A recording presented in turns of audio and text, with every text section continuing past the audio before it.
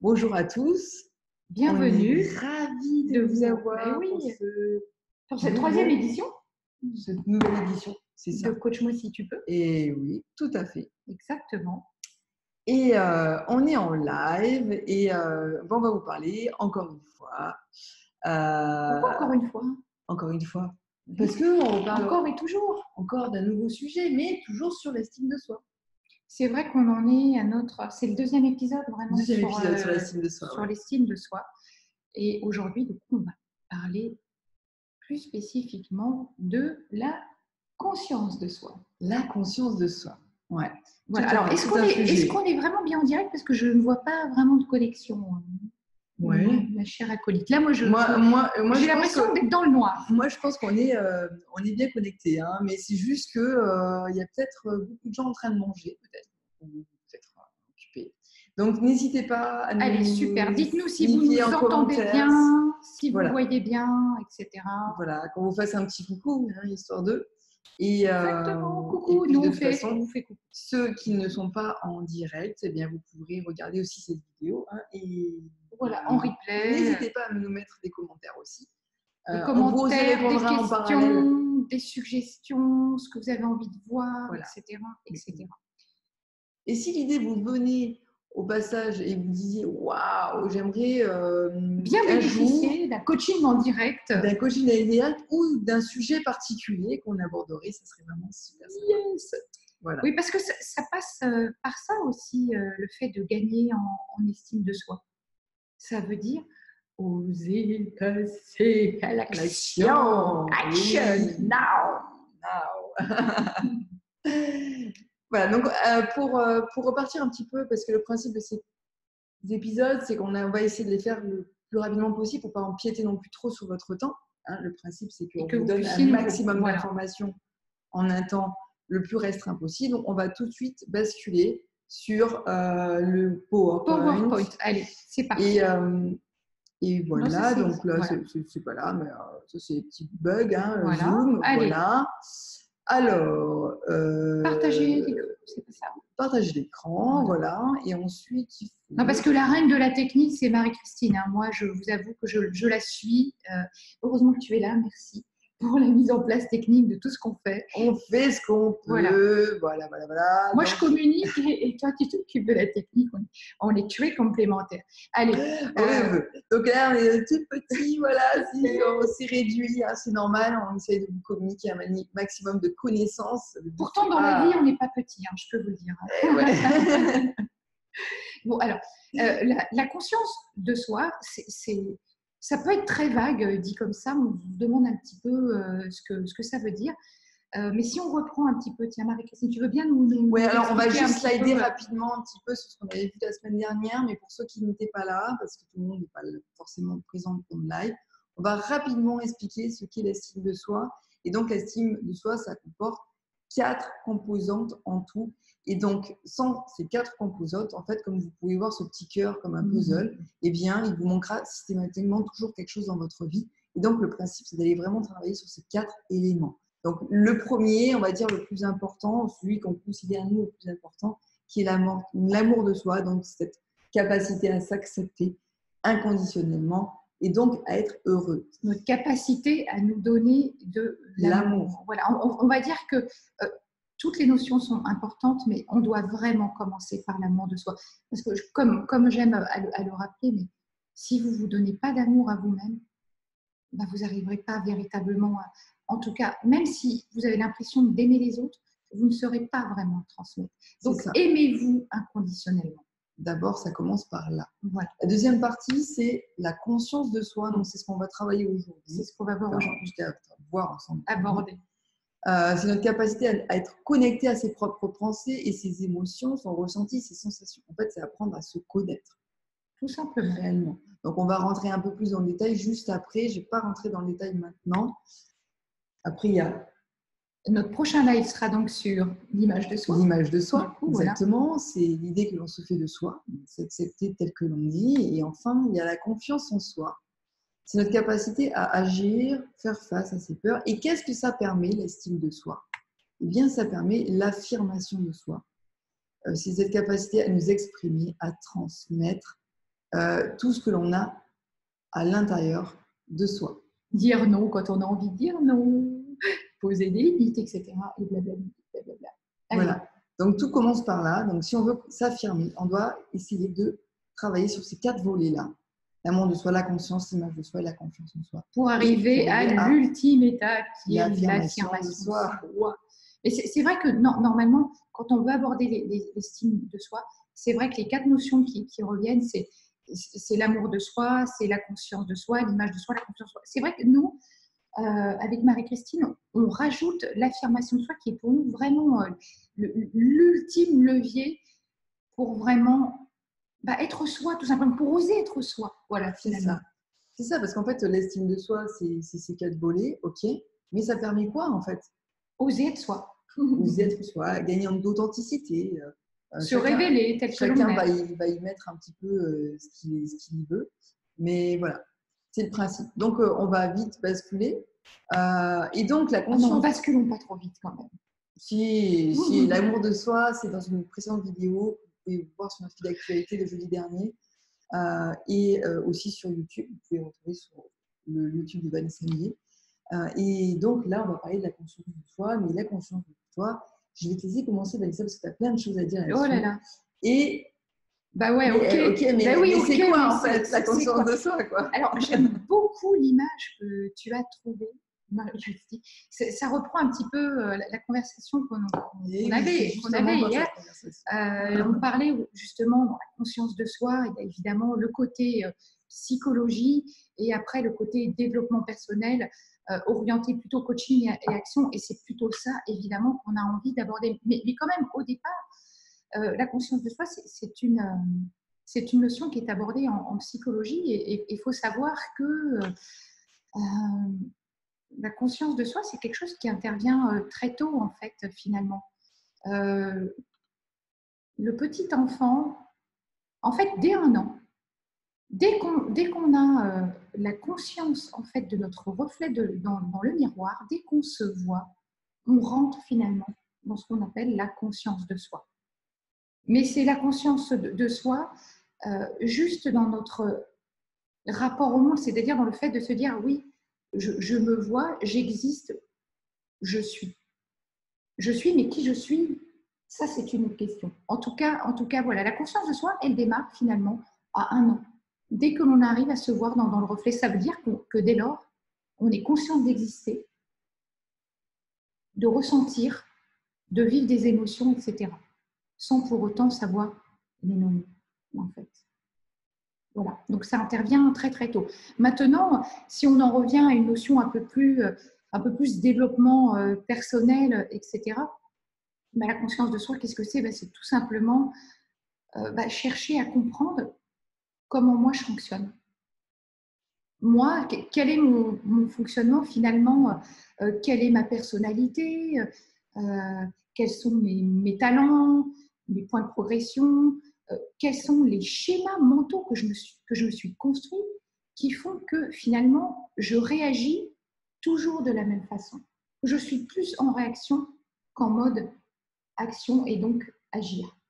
Voilà. Tiens, j'aimerais que tu rebondisses un petit peu là-dessus. Oui. Eh bien, écoute, justement, quand j'ai marqué le « c'est moi », parce qu'en fait, en philosophie, on parle beaucoup du « moi ». Tout à fait. Et c'est parce que c'est la création de l'être, en fait. C'est la conscience de l'être à partir du moment où il existe. Et j'ai bien aimé cette petite image que vous avez mise là, parce que parfois, eh bien, on peut s'imaginer être quelque chose, avoir conscience de soi d'une manière, et ce n'est pas forcément ce que l'on est réellement. Pourquoi? Parce qu'il y a une forme de schéma de normalité, en fait, dans cette société. On veut vous faire entrer dans un espèce de moule. Et donc, on va vous expliquer comment est-ce que vous devriez penser et avoir conscience de vous-même. Sauf que vous voyez un peu cet ours qui se voit comme un lapin dans le reflet, eh bien, c'est exactement ce qui se passe dès notre plus tendre enfance. En fait, on n'apprend pas à être réellement nous-mêmes parce que d'entrée, on nous dit il faut faire comme ça, il faut faire comme ça. Et on rentre dans un cadre qui nous empêche d'être soi. Et donc, quand on arrive dans cet âge adulte, eh bien, on doit réapprendre à être soi, déjà, premièrement, donc à réapprendre à se comprendre, à se connaître. Et Et ensuite, aller retrouver cet enfant intérieur et lui dire, finalement, cet enfant, eh bien, en fait, on t'a trompé. Donc aujourd'hui, tu dois réapprendre à te connaître aussi. Donc c'est un double travail, en fait, finalement, la conscience de soi. C'est son moi enfant et son moi adulte, puisque le moi adulte, c'est lui qui a la solution, c'est lui qui a les clés pour se comprendre. Et ça, on le verra plus tard. Et en même temps, eh bien, on doit retomber dans l'enfant pour que l'enfant se pardonne. Et d'une certaine manière, ça va travailler aussi l'amour de soi, ça va aussi travailler l'image de soi, et ça va aussi permettre d'améliorer. Toutes ces notions sont bien évidemment de l'estime de soi et la confiance en soi également. Elles sont toutes interconnectées. Toutes interconnectées. Ces notions, tout fonctionne ensemble. Mais j'aime bien cette idée de... J'aime bien ce que tu as dit, de la conscience de soi enfant et la conscience de soi adulte. C'est-à-dire que en réalité, l'enfant, quand il naît et dans ses premiers mois, voire ses toutes premières années de vie, il n'a conscience finalement de, comment dire ça de façon simple, que de ce qui est proche en fait de lui. Et c'est vrai que l'enfant au départ, sa conscience, elle est belle en fait. Il a une belle conscience de lui. Et en fait, il est une conscience dans l'instant présent. Et c'est vrai qu'au fur et à mesure de ses expériences de vie, de ce qu'on va lui dire, tu dois être fort, tu ne dois pas pleurer, si tu veux réussir, je te garantis qu'il va falloir travailler dur, etc. Tous ces il faut, je dois, etc., qu'on instaure finalement dans la vie d'enfant et qui fait que petit à petit, il n'est plus dans la conscience de soi parce que, comme je disais tout à l'heure, il est en réaction en fait. Quand on vit quelque chose, on ne se pose pas la question en fait de ça, mais qu'est-ce qui se passe? Et justement, apprendre la conscience de soi, c'est ces notions qu'on va voir, c'est apprendre à se dire, mais justement, mais là, il m'arrive un truc, il m'est arrivé quelque chose de pas très sympa, mais qu'est-ce qui se passe en moi pour que je réagisse de cette façon? Sachant que tous nos comportements sont répétitifs, vous verrez que, déjà, observez-vous un peu et vous verrez que, j'ai envie de dire, pas loin de 100% de vos pensées sont les mêmes que celles d'hier, quoi. Ça, c'est absolument dingue. Voilà. Ouais. Et moi, j'aimerais rajouter quelque chose quand même dans la conscience de soi. Mais c'est quoi pour toi? J'aimerais bien. En fait, pour toi, vraiment. En fait, c'est se connaître. En fait. C'est apprendre, à se connaître, mais à tous les niveaux. Alors, que ce soit savoir comment fonctionnent un peu nos pensées, comment est-ce qu'on agit, en fait. Comprendre nos actions. C'est toute notre personnalité, hein, finalement. Il y a aussi se connaître en termes de cœur, c'est-à-dire qu'est-ce qu'on aime, qu'est-ce qu'on n'aime pas, et en fait, concrètement, qu'est-ce qui nous blesse et qu'est-ce qui ne nous blesse pas et pourquoi ça nous blesse. Et donc, c'est toute cette compréhension des émotions. Je mettrais ça dans les émotions, ce qui va nous faire réagir. Et il y a une troisième partie, c'est la conscience de soi, c'est être conscient de notre enveloppe, en fait, de notre corps, parce qu'en fait, c'est pas juste si on arrive aujourd'hui à marcher, être en bonne santé, c'est parce que on a une conscience de ce que l'on gère. Et il y a tout ce volet, on va dire, assez global, en fait. Il y a la conscience de soi dans le sens où peut-être qu'il y a des choses qui se passent en nous qui viennent peut-être d'autres champs qu'on ne perçoit pas toujours. Voilà, plus on va dans la conscience de soi et plus on se rend compte qu'il y a beaucoup de choses, l'interconnexion par exemple, ou la réceptivité avec les autres, c'est-à-dire la compréhension que c'est surtout par les autres qu'on prend conscience de soi. Et puisqu'ils vont nous envoyer un espèce de reflet qui vont nous permettre d'évoluer, il y a aussi notre environnement, parce qu'on n'aura pas la même conscience de soi, je pense, en France, comme on aura la conscience de soi en Thaïlande, comme on peut avoir la conscience de soi en Afrique. Elle est environnementale. Voilà. Alors donc il y a une part environnementale. Enfin, c'est ça qui est très complexe, en fait. Hein. La conscience de soi, c'est très complexe. Et la conscience de soi, c'est d'abord avec soi. C'est avec les autres, c'est avec soi, son environnement. Et c'est surtout les autres qui vont nous révéler. En fait, c'est ce qui est très intéressant, c'est qu'on a. Et c'est là où on doit apprendre et sortir de l'individualité, c'est que seul, on ne pourra jamais savoir qui l'on est. Jamais. Je ne vois pas comment est-ce qu'on peut savoir si on n'a pas un feedback. Et une fois qu'on a les premiers départs, les premières choses, les premières bonnes questions, ensuite on peut avancer un peu plus autonome. Justement, tiens, est-ce qu'on pourrait dire que la conscience de soi, finalement, évolue avec nos expériences de vie? Parce que c'est ça, en fait. La conscience de nous-mêmes, des autres et de notre environnement, elle évolue, en fait, en fonction de nos expériences de vie. Et c'est pour ça que plus on apprend finalement à décortiquer, je ne sais pas si le mot est très joli, mais si on apprend en tout cas un petit peu, quand même à décortiquer un petit peu ce qu'on vit, les situations rencontrées, etc., nos expériences, et ben, c'est très formateur. Et finalement, c'est comme ça qu'on en apprend le plus sur notre conscience d'être, d'exister. Et c'est comme ça qu'on arrive à savoir ce qu'on veut vraiment dans la vie, ce qu'on ne veut plus, apprendre à exprimer aussi des demandes claires, nos besoins, etc. Et on va l'exprimer plus loin, mais oui, dis-moi. C'est ça justement. Plutôt. Quand tu dis clair, en fait, je pense que les expériences permettent de clarifier finalement notre propre vision de nous-mêmes et de notre vision peut-être aussi du futur, en fait. Parce qu'on a toujours dans cette notion de sens à la vie, quel est mon sens, où est-ce que je dois aller, dans le sens, dans le côté boussole. Donc, où est-ce que je dois aller, en fait? Qu'est-ce que je dois faire? Pourquoi je vis? Voilà, ces questions plutôt existentielles. Et en fait, justement, la conscience de soi permet de clarifier. Et une fois que c'est clarifié à l'intérieur de nous, après, on parle de conscience morale. Oui. Et la conscience morale, c'est simplement exprimer cette conscience de soi. C'est reconnaître notre personnalité, finalement, aussi, la conscience de soi. C'est nous reconnaître en tant que personne avec ce qu'on a dit tout à l'heure, nos talents, nos émotions, nos valeurs. Il y en a plein. Enfin, je veux dire, c'est reconnaître aussi nos forces comme nos faiblesses, parce qu'on ne peut pas réussir sans les autres. Donc, les forces, on doit les trouver ailleurs et arrêter de toujours vouloir fonctionner sur « je veux améliorer mes faiblesses ». Alors que finalement, si on améliorait nos forces, on serait beaucoup, beaucoup plus fort. Sauf que quand on n'améliore que ses forces, ça veut dire qu'on doit demander de l'aide et se faire accompagner pour, en tout cas, dans son environnement professionnel comme personnel. Si vous avez des enfants, demandez de l'aide. Si vous avez une femme ou un mari, voilà, chacun demande de l'aide partout. Le principe, c'est qu'on comprenne qu'on ne peut pas réussir. Mais alors, du coup, allez, je me permets de passer. Pourquoi avoir plus de conscience de soi? Bon, finalement, on a déjà un petit peu abordé ça, mais ça sert à quoi, finalement, d'avoir plus de conscience de soi? Pourquoi faire? On vient de le dire, déjà, quelque part. Alors, évidemment, c'est clarifier et exprimer, c'est donner du sens, c'est avoir une meilleure vision de ce que l'on veut faire plus tard.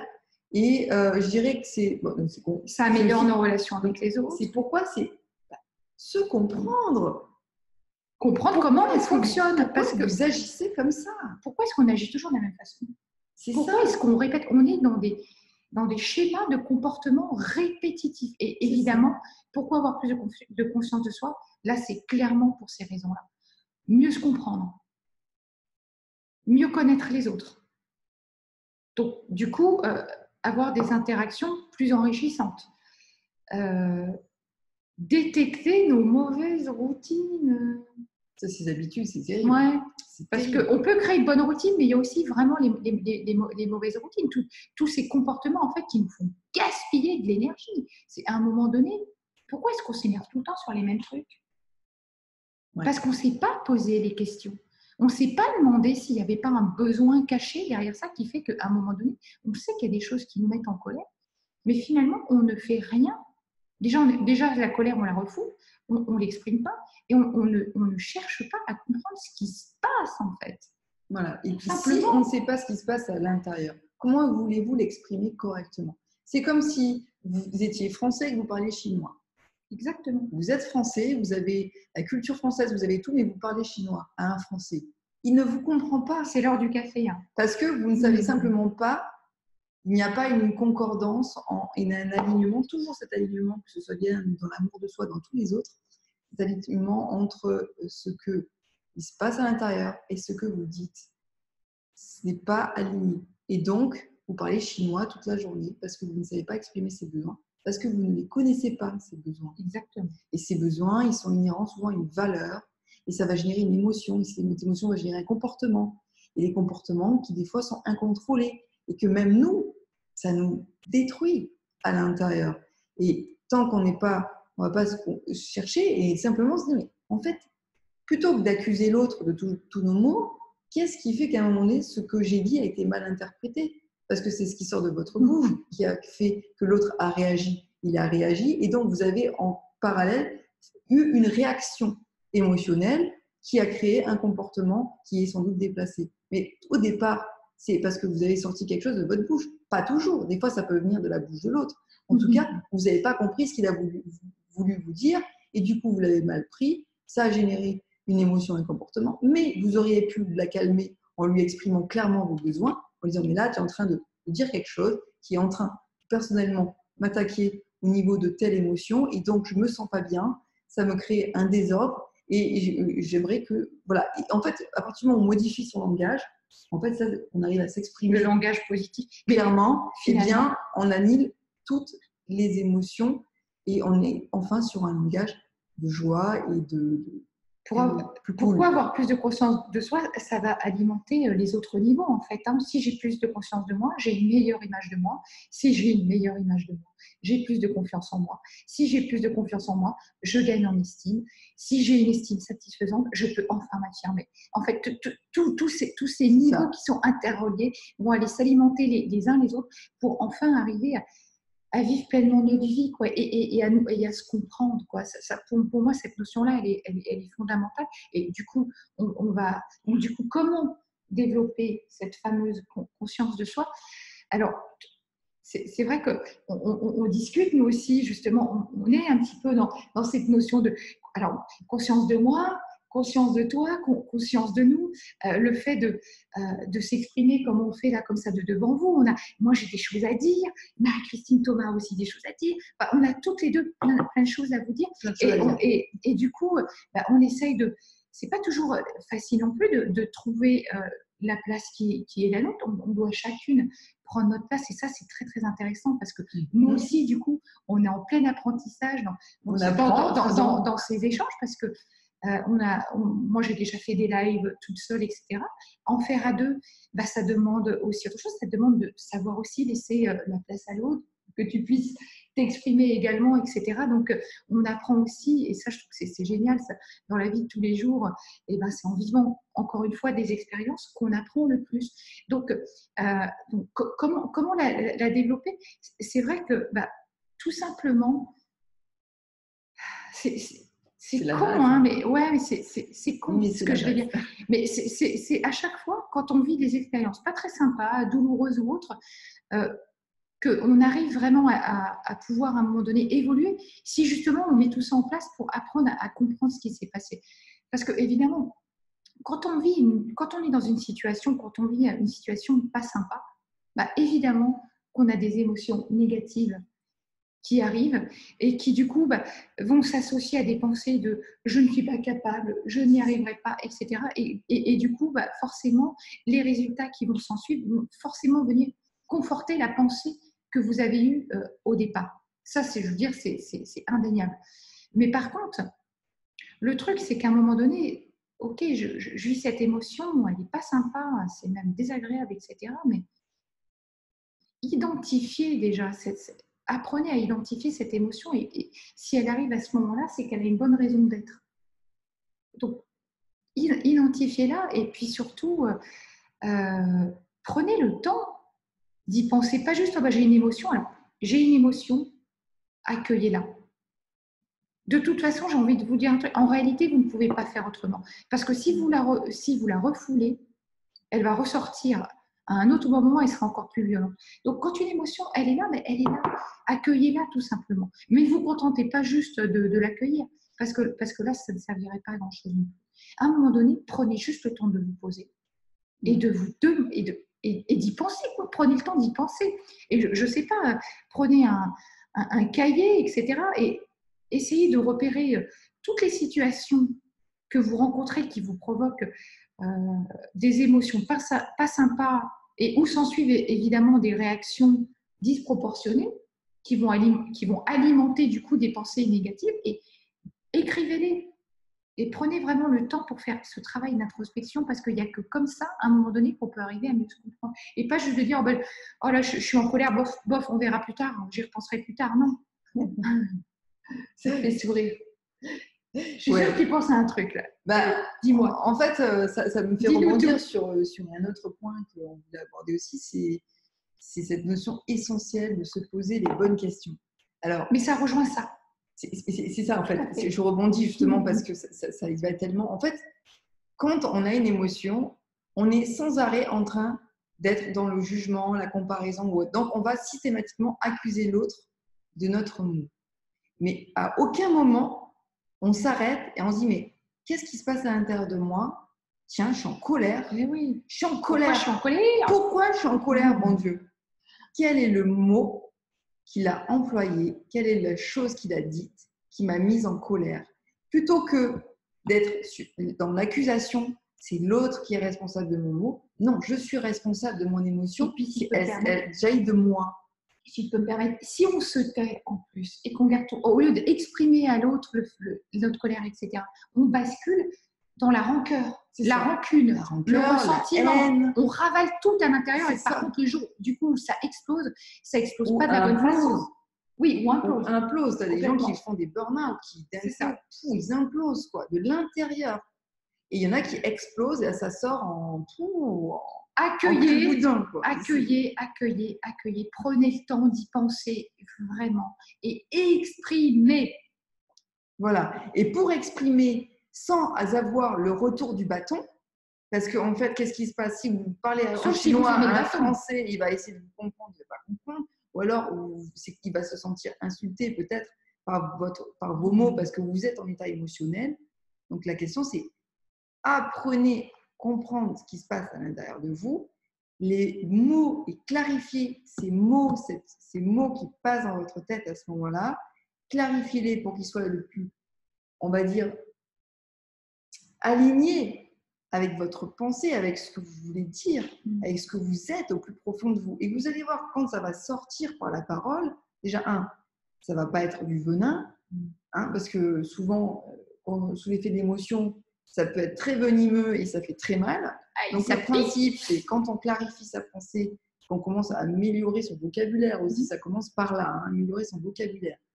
Et qu'on commence à parler calmement déjà, parler mieux, clairement à la personne. Et vous allez voir instantanément, en l'espace de 2 minutes, vous pouvez réduire une situation de conflit en l'annuler complètement. C'est complètement dingue. Simplement, si vous ne faites pas ce travail à l'intérieur en posant toujours ces bonnes questions, et nous on travaille beaucoup sur le questionnement dans le coaching, parce que c'est la base et c'est l'essentiel. Mais là, il faut vraiment se poser. Il y a un vrai travail d'introspection qui est très, très important. Prenez des rendez-vous avec vous-même. Ça, je ne le répéterai jamais assez. Et posez-vous. Posez-vous vraiment enfin ces questions que vous n'avez jamais osé vous poser. Mais je le comprends en même temps. C'est pas évident de se confronter parce que souvent, on a peur de ce qu'on va trouver aussi derrière. Mais voilà, identifiez vos peurs, vos pensées, vos croyances. Et vous savez aussi cette petite voix interne qui vous dit « t'es nul, t'es pas capable », etc. et qui vous empêche d'agir. Parce que tout ça, ça vous empêche d'agir. C'est ce qui fait que, j'ai oublié de préciser tout à l'heure, mais du coup, quand on est sous l'emprise d'une émotion, évidemment, les pensées qui vont avec ne sont pas terribles. Et du coup, en fait, il y a 2 manières. Alors toi, tu aimes bien en rajouter une troisième, mais pour faire simple, j'ai envie de dire, soit quand on nous agresse, ou quand on est sous le coup d'une émotion et qu'on a envie de pouvoir réagir. En fait, si oui, justement, c'est ça le truc. Je viens de donner la réponse dans le mot que je viens d'exprimer. En fait, on est en réaction souvent. On est en réaction. Et la réaction, c'est soit je me recroqueville, je suis soumis, je ne fais rien. auquel toi tu rajoutes un autre élément qui est, ou alors je me casse en courant, la fuite. C'est pas se casser en fait, c'est fuir intérieurement. Oui. Fuir tout à fait. la pensée en fait. Exactement. On la squeeze en fait. Mais pour moi, et c'est pour ça que c'est toujours bien d'en parler, parce que justement, nous aussi, on a deux personnalités différentes. Pour moi, en fait, ça regroupe un peu tout ça, la soumission. La soumission, c'est la fuite, c'est je me recroqueville, je ne fais rien. C'est normal, c'est quelque chose que tu ne sais pas faire. Peut-être.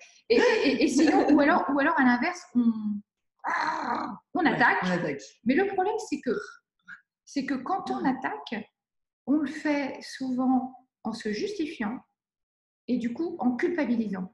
Donc, c'est pas bon. La frustration, la culpabilité, ça nous bouffe de l'intérieur. C'est terrible parce que j'imagine que quand on arrive à, par exemple, on est arrivé au point avec quelqu'un, on a quand même de la culpabilité. Déjà, parce qu'on peut être tuméfié soi-même, mais l'autre, on peut lui avoir fait très mal. Et après, comment est-ce qu'on peut s'aimer si on se met dans des états pareils, quoi. C'est vrai. Ça va égratigner encore plus l'estime de soi. Et plus on est violent, par les mots, envers soi, par des actes malveillants, comme se droguer, boire tout le temps. Voilà, c'est sans vouloir rentrer forcément dans l'extrême de ne pas boire du tout, mais c'est une forme de violence envers soi-même, et on perd en estime, malheureusement, et en amour de soi, parce qu'il y a une autodestruction qui se crée. Et donc voilà, donc prendre conscience de soi, c'est aussi se permettre de comprendre ce qui fait qu'à un moment donné, on a besoin de fuir d'une certaine manière par des psychotropes, par la fuite, tout simplement. À chaque situation, hop, on se barre, plutôt que de se mettre en colère, ou on réagit avec du venin, où on garde tout à l'intérieur et à la fin on finit par imploser. Et donc toutes ces situations, toutes ces maladies en fait qu'il y a aujourd'hui, finalement, que ce soit la dépression, le burn-out, toutes les maladies sont à l'origine des émotions. Pour moi, c'est le cœur de tout. Moi, comme je dis, l'émotion, c'est ce qui nous fait vivre et c'est aussi ce qui peut nous tuer. C'est ça. L'émotion, ça peut véritablement nous tuer aussi. Si vous n'y prenez pas garde, si vous les laissez vous submerger, si vous êtes toujours en réaction, voilà. L'idée aussi de comment développer la conscience de soi, justement, c'est pas en devenant proactif. Et on devient proactif en ayant plus conscience de ses besoins. Parce que c'est ça, en fait, toute émotion, c'est qu'il y a un besoin, il y a des besoins cachés derrière. Cherchez à identifier, dans toutes les situations qui vous posent problème où vous n'êtes pas bien, cherchez quel besoin n'est pas satisfait derrière. Et après, identifier un besoin, c'est en prendre conscience. Donc, on a conscience de soi, ça ne veut pas dire qu'on va le satisfaire immédiatement, mais en tout cas, il est là, on l'a identifié, on sait qu'il est là. C'est à un moment donné, vous êtes qui, vous? T'es qui, toi? C'est quoi tes valeurs? Qu'est-ce que tu as envie de vivre dans ta vie? Tu vois? Est-ce que tu le sais? Est-ce que tu as envie de vivre dans ta vie? Se poser toujours les bonnes questions. C'est toujours ça. Et du coup, l'introspection, et moi, pour l'avoir véritablement vécu, je peux vous dire que je suis quelqu'un qui n'arrivait pas à exprimer ses émotions. Ça a toujours été quelque chose de difficile, de compliqué. Je suis quelqu'un qui gardait tout à l'intérieur de moi, et ce pendant des années. Et du coup, j'avais de la violence en moi. Et par contre, c'est une violence que je la retournais contre moi, jamais contre les autres, etc. Mais j'avais une profonde violence en moi. J'avais de la colère. Je ne pleurais pas. Jamais. C'était toujours des pleurs à l'intérieur, etc., mais jamais sorti. Et voilà. Et ça me bouffait de l'intérieur. J'avais mal à l'estomac, je frisais l'ulcère, voilà, j'avais des douleurs atroces parce que je gardais tout en moi, je n'exprimais rien. Et moi, mon modèle, ça a été l'introspection, ça a été la marche, en fait. Parce que quand vous marchez, vous êtes seul avec vous-même, je peux vous dire. Même si vous marchez à 10, 15 ou autre, vous êtes seul avec vous-même. Et je peux vous dire que là, vos émotions, vous y êtes bien confrontés. Et c'est hyper aidant. Vous êtes vraiment confrontés à vos émotions. À un moment donné, vous n'avez pas le choix que de l'accueillir, votre émotion. Et donc, de la vivre. de la vivre, de la traverser, d'apprendre, d'exprimer, parce qu'à un moment donné, vous allez dire ce qui se passe, vous n'avez plus le choix. Donc, je trouve que la marche, c'est un très bon modèle d'introspection. En y ajoutant, après, parce que je sais que tu as pas mal de choses à dire là-dessus, mais en y ajoutant le côté, c'est pas juste marcher pour marcher, c'est être présent pour chacun de vos pas. Chacun de vos pas doit être connecté à votre conscience de vous-même, à ce que tu appelles toi la pleine présence. La pleine présence. C'est vraiment. Il y en a qui l'appellent la pleine conscience. Pleine conscience, pleine présence. La pleine présence avec le mot présent. Moi, j'aime bien le mot présence aussi. Présent comme dans le temps, la temporalité, l'instant présent. Voilà, c'est pour ça que je vois la pleine présence. Mais c'est vrai que moi, la marche, aujourd'hui, c'est quelque chose qui me passionne. Et plus je marche, plus j'ai envie de marcher. C'est d'ailleurs pour ça qu'on a créé ces accompagnements en marchant, déjà parce que nous, on adore marcher, que ça nous passionne. Et on a vu véritablement le bien et la transformation que ça a pu nous amener. Alors, sur Compostelle, mais avant déjà, parce que c'est quelque chose qui nous habite profondément. Et allez, je te laisse la main là-dessus. Oui, nous on pratique la pleine présence en marchant maintenant. C'est-à-dire être présent. En fait, il y a une chose qu'on ne nous apprend pas, mais qu'on pourrait nous apprendre quand même quand on est jeune, c'est être présent à soi. Déjà, on peut nous apprendre la méditation. On peut nous apprendre quand on est enfant. On peut nous apprendre plein de choses. Marcher en pleine présence. Ce qui est intéressant dans la marche, et surtout dans nos marches, où on marche plusieurs heures, avec souvent des sacs lourds, c'est qu'à un moment donné, on est des fois, parfois, focus sur notre douleur. Et ce qui est très intéressant, c'est que le corps a cette faculté, à un moment donné, de décrocher. C'est-à-dire que, par moment, on se voit décrocher de la douleur, alors que peut-être pendant 1 heure ou 2 heures, on a mal aux épaules, on a mal au mollet. Et en fait, on se rend compte qu'on a la capacité pendant quelques instants. Et c'est ça, en fait, qu'on apprend pendant les marches. C'est, tu t'es vu, tu as décroché. Quelle était ta pensée à ce moment-là? Et en fait, petit à petit, on va reconnecter nos pensées avec nos émotions pendant la marche. Et donc, dans ces moments de douleur, et c'est triste, mais c'est un peu comme Jésus sur la croix. Hein. Pourquoi est-ce qu'on le représente sur la croix? C'est parce que c'est dans la douleur qu'on apprend le plus. C'est dans la douleur qu'on apprend le plus. C'est là où, en fait, on va voir que notre mental a la capacité de décrocher de la douleur, et c'est ces moments-là qu'on doit récupérer et apprendre le plus pour ne plus souffrir dans son quotidien. Devenir plus fort, en fait, comprendre ce qui va activer un truc dans notre cerveau. Activer notre résilience aussi. Voilà, ça va activer quelque chose dans notre cerveau, et ça va nous permettre de ne pas souffrir. Tiens, là, à un moment donné, je n'ai pas souffert. Qu'est-ce qui s'est passé? Comment est-ce que je peux reproduire ça dans mon quotidien? Et petit à petit, vous allez de moins en moins souffrir sur votre quotidien. Et vous allez voir que petit à petit, vous allez gagner en estime et dans la globalité de l'estime. Parce que moins vous souffrez et plus vous allez vous aimer, plus vous allez avoir conscience de vous, plus vous allez avoir une meilleure image de vous et plus vous allez avoir confiance en vous. Et voilà, et c'est petit pas par petit pas, et on avance, et on le fait un petit peu sur un certain nombre de kilomètres, au moins une vingtaine, parce qu'il faut au moins ça, pour qu'à un moment donné, le cerveau il lâche, parce que c'est là, quand le mental décroche, qu'on peut enfin savoir et apprendre à se connaître. Et nous, ensuite, on est là pour justement, qu'est-ce qui s'est passé? Vous posez ces fameuses bonnes questions qui vont vous faire percuter et qui vont vous faire aller beaucoup plus vite dans votre conscience de vous-même. Exactement. Alors, pour conclure un petit peu sur cette notion de conscience de soi, moi j'ai envie de vous dire qu'un truc. Passez du temps avec vous. Passez du temps avec vous. Qu'est-ce que tu en penses? C'est ce qu'on fait. Hein. C'est ce qu'on fait. Nous, on passe du temps avec nous-mêmes, déjà beaucoup. Passez du temps avec vous, comme je vous dis, écrivez, notez, soyez dans l'introspection. Prenez le temps de vous découvrir, vraiment. Et si vous voulez aussi, venez marcher avec nous. Prenez-vous un rendez-vous dans votre agenda.